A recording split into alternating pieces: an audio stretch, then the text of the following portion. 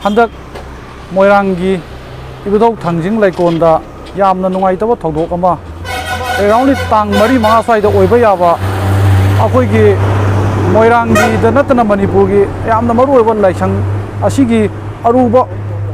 ꯄꯣꯠꯁꯛ ꯑꯃꯈꯛ ꯍꯨꯔꯥꯟꯅꯕ ꯍꯣꯠꯅꯔꯝꯕ ꯊꯧꯗꯣꯛ ꯑꯁꯤꯗ ꯑꯩꯈꯣꯏꯒꯤ ꯍꯧꯖꯤꯛ ꯂꯩꯕꯤꯔꯤꯕ ꯃꯣꯏꯔꯥꯡꯒꯤ ꯃꯟꯗꯜꯒꯤ ꯀꯥꯡꯕꯨ ꯑꯃꯗꯤ ꯐꯝꯅꯥꯏꯕ ꯉꯥꯏꯕꯁꯤꯡꯅ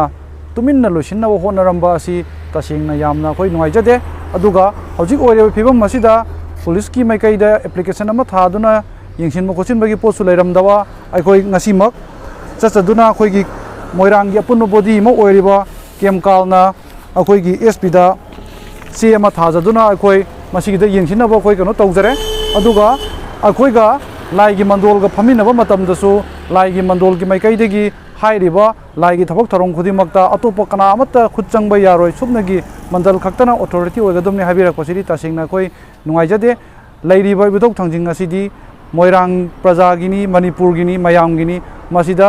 करिगुंबा हजिफाउ लैरिबा फिबम मसिदा हौजा कयारक हन्ना मोइरांगी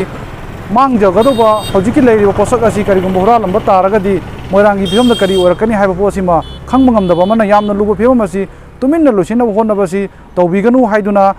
यामना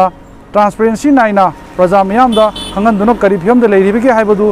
ताकपिद्रगदि हजि अखोई मोइरांगी अपुनबो बॉडी म ओरिबा किगे मोइरांग केन अपुनबो लुपना मोइरांगी अतोप संस्थान इमालो खियासो मयांग पुल्लगा अखोई यंगसिनबा हौरगनी हाइना अखोई ngasi प्रेस कमिटी खुथांगदा थमजगे अदुगा हजिक अखोईगी मोइरांगी इबुदौक थांजिंगी लेकोलदा चंगमबो हुरानबगी चंगमबो थौदोक असि करिगुमलबा अखोई हुरानबसि अखोई फादनदि तोअरोय मसि मोइरांगदा कयारा खन्ना थोक्रब थौदोक अमनि अदुना तोरमलिबा मिसकसिंग अदुनासु अतुबा मतमदा